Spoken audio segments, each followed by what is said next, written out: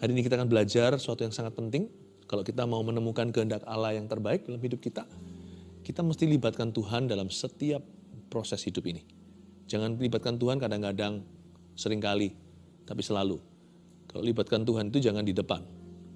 Atau hanya nanti di belakang kalau semua udah rusak, udah hancur semua, kita minta tolong sama Tuhan. Tapi kalau libatkan Tuhan itu throughout the process, yaitu seluruh prosesnya. Libatkanlah Tuhan dalam perencanaan. Mulai dari pemikiran udah libatkan.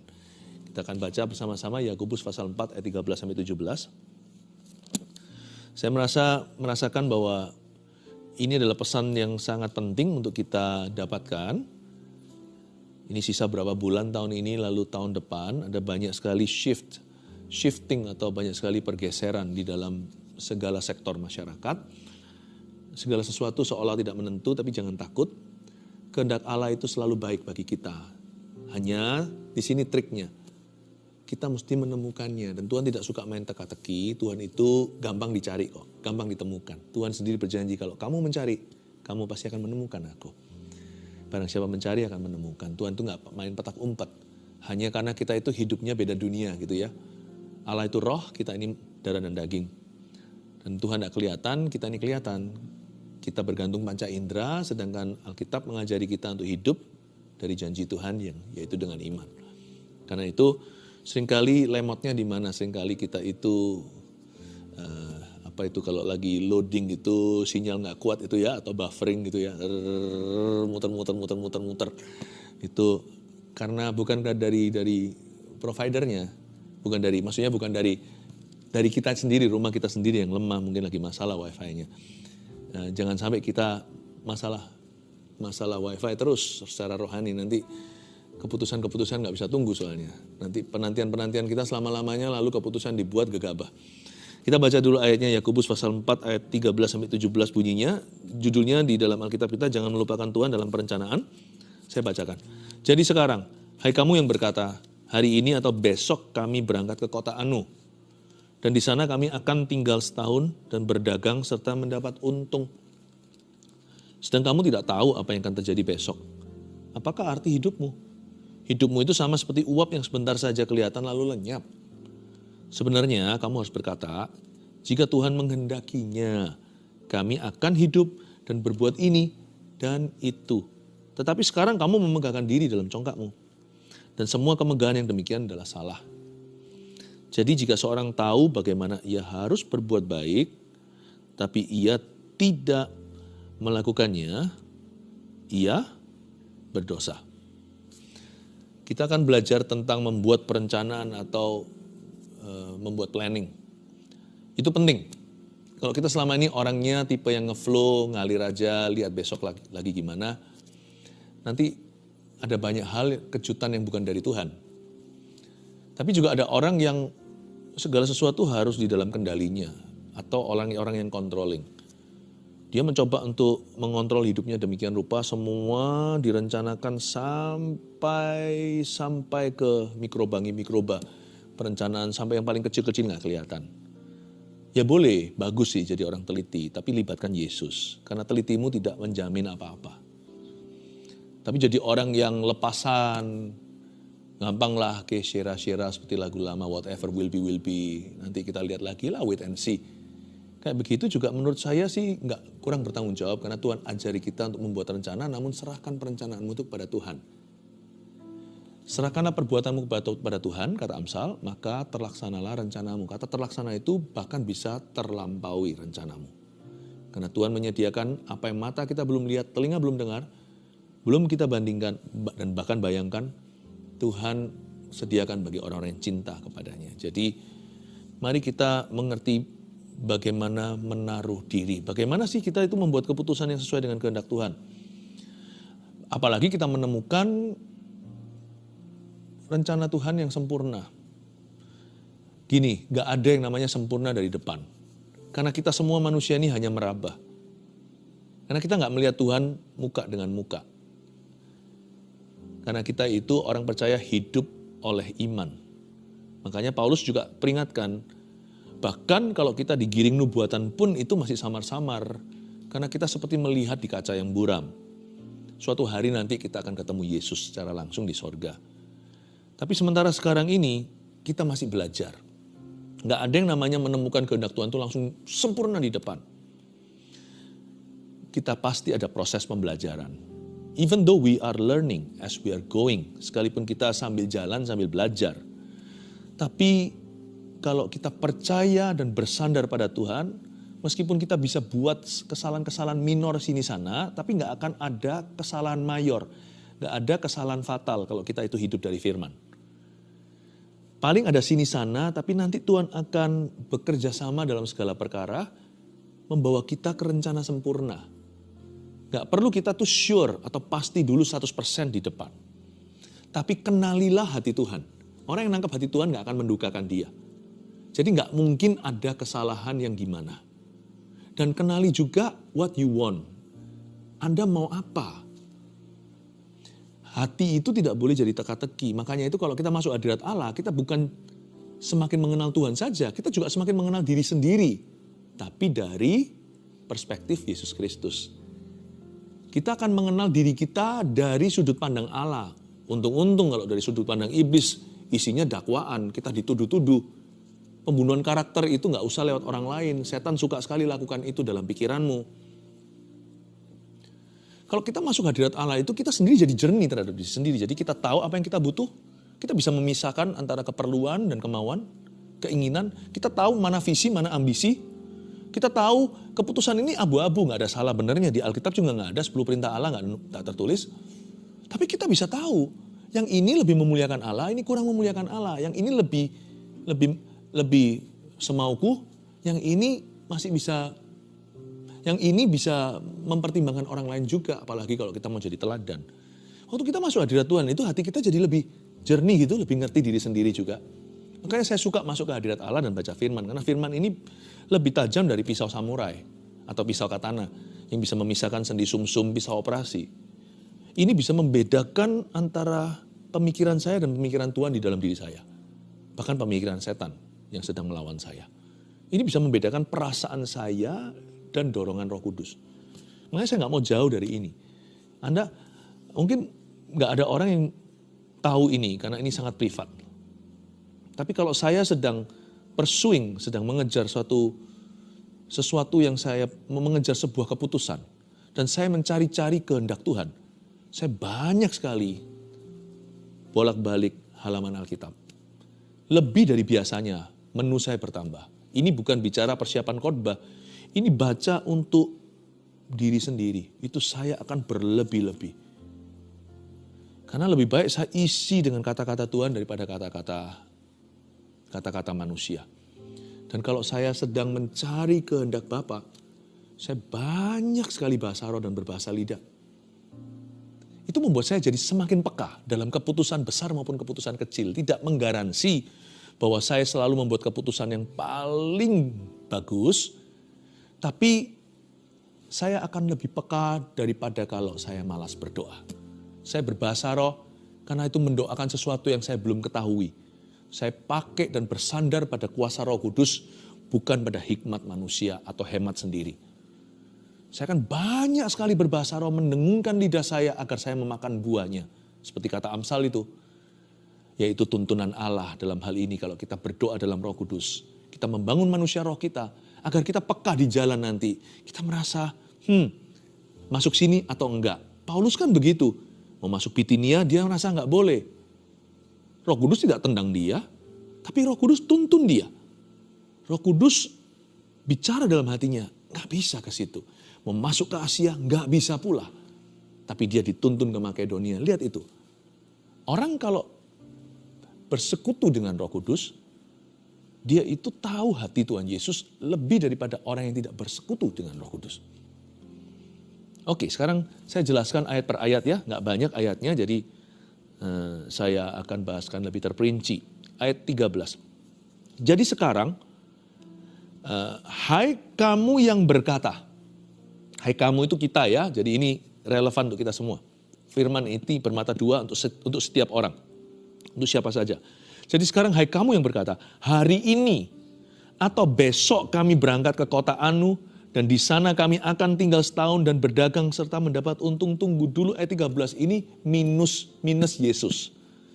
Apa-apa dia tulis perencanaannya, semua melulu tentang dia, dari dia, untuk dia. Hari ini, oke lah, hari ini dia masih bisa kendalikan. Namanya hari ini kan kita hidupi, jadi kita bisa buat rencana. Contoh, saya rencana ambil ini, gelas di depan saya untuk minum. Ini. Hari ini di tanganku. Tapi apakah besok gelas ini masih ada di sini? Saya nggak tahu. Apakah saya masih ada di sini? Mana kita bisa pasti. Hidup mati di tangan siapa? Di tangan Tuhan kan? Hari ini masih oke lah. Tapi saya agak keberatan dengan kata ini, besok kami. Wah, terlalu percaya diri. Tapi bukankah itu juga adalah masalah kita? Anda dan saya suka terlalu mengandalkan perencanaan dirimu sendiri. Hari ini atau besok kami berangkat ke kota Anu. Dan di sana kami akan, coba lihat itu, besok kami akan melulu tentang dirinya. Mana Yesusnya? Ini kurang bagus. Ini mungkin ayat 13 bisa jadi orang Kristen loh. Tapi dalam pembuatan rencana, dia selalu menjadi seorang ateis. Adakah di antara kita kayak gitu? Kita Kristiani, tapi kalau planning ateis sekali. Jangan begitu. Sedangkan yang diajarkan Tuhan di ayat 14 begini, sedang kamu tidak tahu apa yang akan terjadi besok. Itu dia, lihat. Sedang kamu, jangankan besok, 5 menit ke depan juga nggak pernah ada jaminan. Kita nggak pernah tahu kan. Kalau nggak terjadi apa-apa, puji Tuhan. Bukan berarti Anda aman. Kalau nggak terjadi apa-apa, itu anugerah. Tapi 5 menit dari sekarang ini kalau terjadi sesuatu, itu sebagai peringatan bahwa kita memang tidak tahu. Jangankan besok. Hari ini aja kita nggak boleh sok-sokan. Sedang kamu tidak tahu apa yang akan terjadi besok. Kalau kita nggak tahu apa yang terjadi besok, what should we do? Apa yang harus kita lakukan? Kalau saya tahu kebenaran ini, saya akan mencari kehendak Allah di dalam setiap langkah hidup saya. Finding God's will is my top priority. Prioritas saya nomor 1 di hidup ini adalah mencari kehendak Tuhan. Jangan cari berkat, jangan cari pengakuan, sebelum mencari hal-hal lain, cari sukses, cari apa. Yang pertama itu, find His will. Karena besok itu hanya seaman kehendak Tuhan. Sungguhan. Dan itu pun gak tentu kita tahu loh. Karena Tuhan sudah memberitahukan bahwa orang hidup manusia gak akan tahu apa-apa tentang masa depannya. Itu di kitab Pengkhotbah. Tetapi di Yohanes 16, balancernya di sini untuk menyeimbangkan. Yesus berkata kalau Roh Kudus itu kuutus, dia akan memberitahukan kepadamu hal-hal yang akan datang. Loh kok bisa? Apakah ini kontradiktif? Tidak. Yang satu ini untuk merendahkan hati kita. Tapi setelah kita rendah hati, kita bersekutu dengan Roh Kudus. Sekalipun kita tidak bisa tahu persis 100%, tapi kalau orang ikut Roh Kudus itu dituntun ke depan. Dan Roh Kudus akan wahyukan sesuatu yang bisa Anda rencanakan. Itu namanya kepekaan. Orang yang sok-sokan diberitahukan di kitab Pengkhotbah, lu nggak tahu apa-apa. Tapi setelah kita rendah hati, Tuhan beritahu kalau kamu bersekutu dengan Roh Kudus sih tahu segala sesuatu, segala perkara. Nanti dia akan beritahu 1-2 kepadamu sesuai dengan takaran imanmu, sesuai dengan apa yang Tuhan pandang baik, sesuai dengan apa yang perlu. Tuhan akan memberitahu 1, 2, 3. Sehingga ke depan itu tidak sepenuhnya misteri. Tapi juga nggak semuanya super jelas supaya kita selalu belajar rendah hati dan berserah kepada Yang Maha Kuasa. Sedang kamu tidak tahu apa yang akan terjadi besok. Find God's will, cari kehendak Allah. Cara mencari kehendak Tuhan itu gimana? Saya kalau mau membuat keputusan ya, apalagi keputusan besar. Keputusan kecil yang bisa putusin sendiri itu putuskan dalam Kristus lah. Nggak usah mikir besok saya pakai kaos kaki warna apa, tanya Tuhan. Kan kita sudah hidup dalam Kristus, semua itu dalam berkat-berkat Tuhan. Misalkan mau besok mau masak apa, nggak usah khusus-khusus kita ngeroh Roh Kudus kasih tanda, nggak perlulah. Itu semua sudah in Christ, kita sudah berada dalam bubble-nya Tuhan, kita sudah di dalam itu, putuskan sendiri. Tapi kalau kita membuat keputusan yang perlu pertimbangan, perlu nasihat, perlu kita bawa dalam doa, dari yang kecil sampai besar, biasanya saya lakukan adalah karena saya tahu saya tidak tahu, karena saya sadar bahwa saya tidak tahu apa yang akan terjadi besok, saya akan mencari kehendak Tuhan dari depan, alfa, dan kehendak Tuhan di belakang, omega. Jadi Tuhan yang memegang kata pertama dalam hidup saya, Tuhan yang memegang kata terakhir. Misalkan kalau Tuhan beritahu kepada seorang yang jomblo, yang masih bujangan, Alkitab mengatakan dengan jelas, apa persamaanmu, kata Paulus, antara orang beriman dan yang tidak beriman. Apalagi dalam pernikahan. Udah kata depan Tuhan sudah bilang tidak kok, jangan ditawar. Nggak usah cari kehendak Tuhan lagi, kehendak Tuhan sudah sangat jelas rambunya. God must have the first say, dialah alfa. Dia harus dapat kata pertama. Kata terakhir juga Tuhan, sekalipun teorinya sudah betul nih ceritanya. Misalnya kita semuanya sudah oke, ini oke, semuanya oke, lampu hijau semuanya. Terakhir itu, selalu konfirmasi terakhir itu seperti tiket yang harus di-issue. Itu harus dalam nama Yesus. Saya selalu minta kata terakhir itu Tuhan. Kalau semuanya sudah serba baik di mata saya, sudah oke nih. Kalau Tuhan tidak saya kasih saya tanda go jalan, saya tidak akan jalan tanpa Tuhan. Jadi gimana dong? Tuhan hanya depan dan belakang? Enggak, Tuhan di depan kata pertama, Tuhan kata terakhir, dan semua prosesnya itu saya libatkan. Wah, berarti kan semua Tuhan? Iya, Tuhan dan saya. Tuhan dan kami. Makanya itu kalimatnya berikutnya begini, sedang kamu tidak tahu apa yang akan terjadi besok. Apakah arti hidupmu? Makanya sebelum buat keputusan, renungkan dulu tujuan dan maknanya. Apakah arti hidupmu? Hidupmu itu sama seperti uap yang sebentar saja kelihatan lalu lenyap. Tuhan ingatkan, kamu itu bukan apa-apa. Tuhan tuh ingatkan kita, sehebat-hebat manusia kita itu bukan siapa-siapa di hadapan Allah. Apakah arti hidupmu? Jadi sebelum membuat keputusan, lemparkan diri sendiri sebuah pertanyaan. Sebelum apapun keputusan kita, karena hidup kita itu seperti uap yang sebentar saja, keputusan apapun dalam hidupmu itu tanya ini, apakah arti keputusan ini? Always ask the why question. Kalau kita mau mencari kehendak Tuhan ya, kita mau melibatkan Tuhan dalam perencanaan, dalam membuat planning, dalam menimbang-nimbang yang enggak sekarang nanti tunggu dulu atau jangan sama sekali. Kalau kita mau membuat keputusan kan kita selalu berada di persimpangan. Hidup itu kan penuh dengan keputusan tiap hari. Benar salahnya andai kata kita bisa mendengar suara Tuhan secara audible. Ya, tidak, kiri, kanan kan enak ya. Tapi kan kita masih hidup di dunia. Nah kita harus meningkatkan kemitraan kita dengan Tuhan Yesus dalam segala perencanaan hidup kita. Nah kita harus bisa untuk kita lebih mendekati pada keputusan yang terbaik. Tanya apa arti hidupmu. Orang ini lupa yang di ayat 13 kita baca tadi. Yaitu orang ini berkata, hari ini besok kami akan ke kota Anu berbuat ini itu. Apa sih artinya? Tanya dulu. Selalu tanya makna dan tujuan sebelum Anda membuat keputusan. Kenapa keputusan ini? Kenapa ya? Kenapa aku menikah? Jatuh cinta, tanya dulu artinya, maknanya. Mengapa? Kenapa aku kuliah ambil jurusan itu? Sekalipun kita tidak tahu segala sesuatu, paling tidak jelas bagi dirimu sendiri. Aku ambil jurusan itu, memang ke depan nanti banyak hal yang tidak tentu. Apakah aku dapat pekerjaan? Will I be happy? Will I be sad? Will I be successful? Will I fail? Apakah saya akan gagal, saya berhasil? Gak tahu lah. Tapi aku tahu aku ambil ini, karena aku bisa komitmen untuk ini. Gak tentu ini sesuatu yang aku sukai, tapi saya tahu ini talentaku dan saya siap untuk membayar harga untuk belajar sesuatu. Saya siap untuk menyelesaikan studiku. Selalu tanya apa arti hidup. Tapi juga jangan jadi orang yang tanya waktu sudah harus memutuskan. Ada orang yang tidak pernah kunjung memutuskan apa-apa karena tanya melulu. Makanya itu lebih baik beli waktu. Nah, beli waktu maksudnya apa? Kalau kita tahu ada sebuah keputusan yang menunggu kita seperti orang sekolah, SD, SMP, SMA, itu kan bukan lagi teka-teki, bukan lagi kejutan.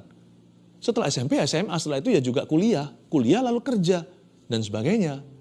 Jenjang itu kan mudah diprediksi. Kalau Anda tahu di depan sana ada keputusan besar, beli waktu. Jangan jarak H-1 atau tinggal 1 minggu. Kalau Anda tahu Anda akan kuliah, udah mulai mikir paling tidak waktu SMA 1. Mulai doa. Jika Anda tahu suatu hari Anda mau pacaran, punya prinsip. Kalau anak-anak muda ya, harus sama orang yang seiman. Itu pun masih ada kriteria. yang harus disamakan. Pekerjaan juga sama, Anda mau memutuskan ini itu, Anda harus memutuskan.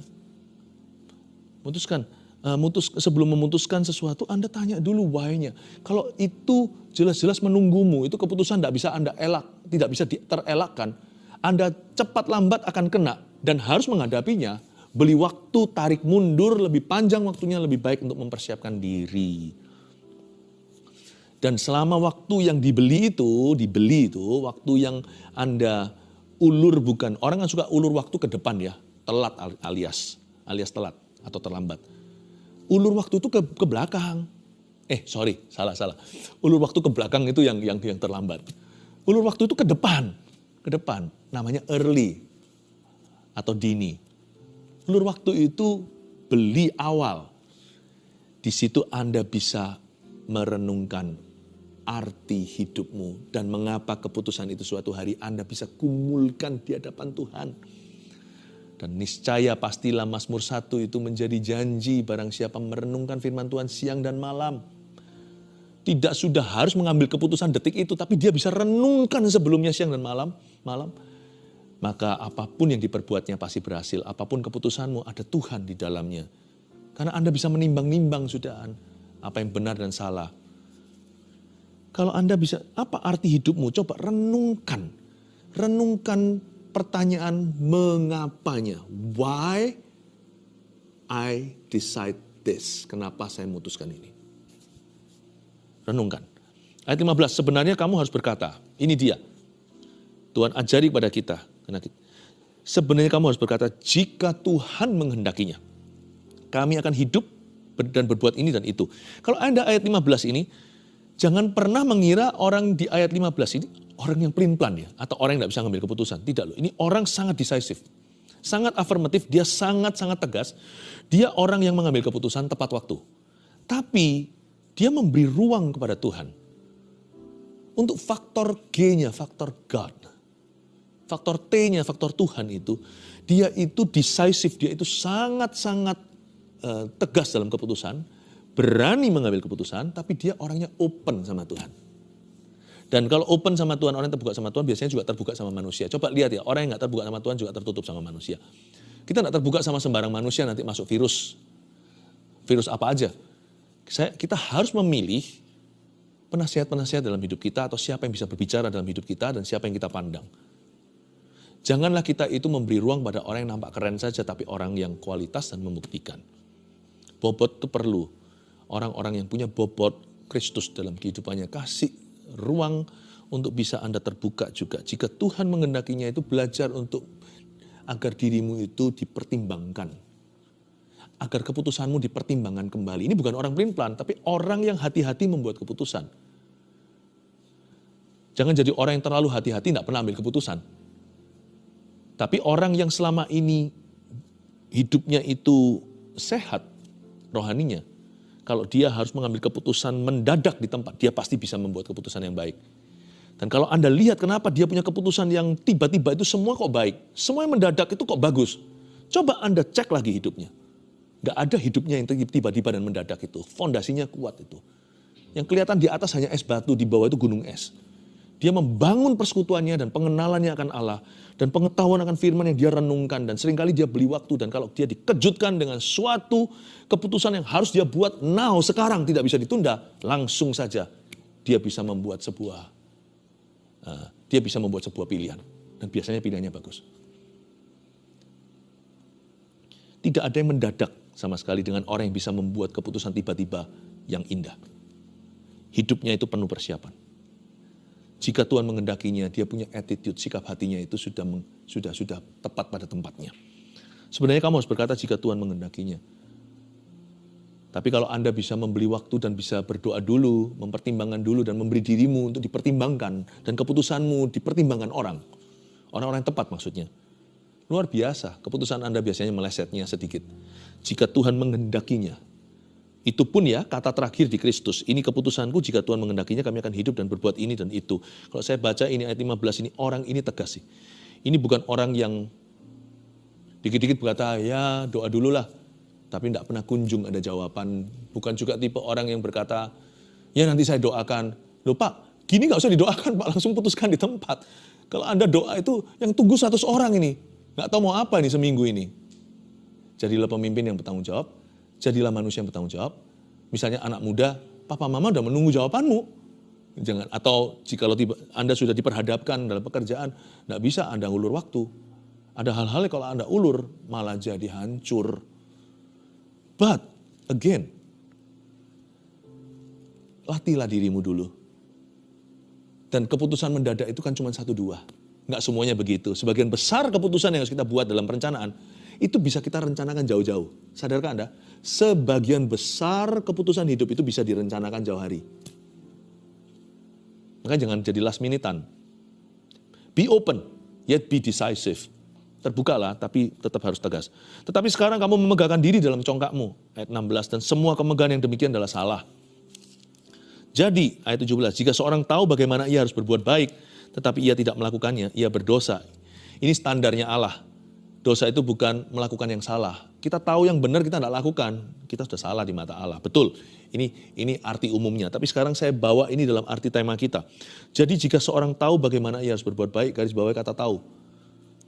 Penting sekali pengetahuan itu. Kita harus punya pengetahuan yang benar dulu. Apa yang baik, apa yang nggak baik, itu sudah nggak perlu dipertimbangkan dan didoakan. Keputusan kita itu tidak dari nol. Keputusan kita itu dari sebuah pengetahuan dulu. Kita tahu apa yang baik. Nggak usah kalau ada orang rencana bunuh diri nih ceritanya. Udah jelas-jelas itu jahat. Nggak usah diputuskan, jangan direncanakan. Kita itu harus tahu dulu, puja serah, atau seperti menu makanan itu apa yang baik.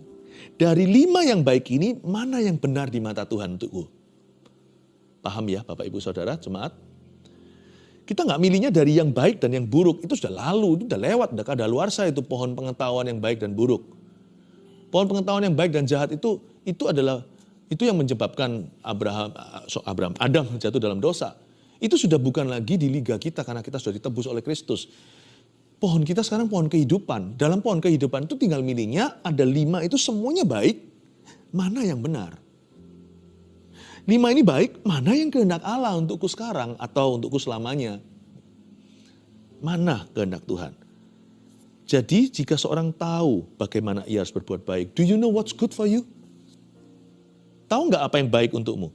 Tetapi ia tidak melakukannya, ia berdosa. Di situ biasanya jadi tali kusut. Knowing what is good is equally important. Mengetahui apa yang baik. And knowing what you want. Dan mengetahui apa yang kau mau atau inginkan dari apa yang baik di depanmu itu. Pilihan-pilihanmu. Sekalipun kalau kita tidak punya pilihan sekalipun, kita tahu kok apa yang baik. Orang kena PHK, pekerjaan, di layoff begitu banyak orang di masa-masa krisis. Daripada dia sedih, depresi, bunuh diri jadi beban buat keluarganya. Atau dia ngomel melulu jadi nggak enak semua. Dia tahu kok apa yang baik, sebab dia sudah pernah belajar dan pernah dengar firman bahwa bersyukur itu mendatangkan kuasa. Bersyukur dulu. Besok cari kerja lagi, coba ngelamar ke sini sana sambil dengan hati yang bersyukur. Orang yang ceria itu dicari sama orang. Karena orang yang ceria lebih gampang diajak kerja. Nggak tentu langsung dapat, mungkin berapa bulan, tapi saya percaya Tuhan buka jalan. You know what is good. Ketahui dulu apa yang baik. Mulai dari situ. Kita nggak tentu tahu pasti di depan, langsung tahu 100% ini kehendak Tuhan. Waktu kita merencanakan loh, mana kita tahu ini kehendak Tuhan atau enggak 100% nggak tahu. Tapi kita bisa mulai perencanaan kita dengan sesuatu yang baik. Sesuatu what is good and what is pleasing to God. Apa yang baik dan apa yang pleasing God, apa yang menyenangkan hati Tuhan. Kita harus tahu dulu di luar kepala apa yang menyenangkan hati Allah.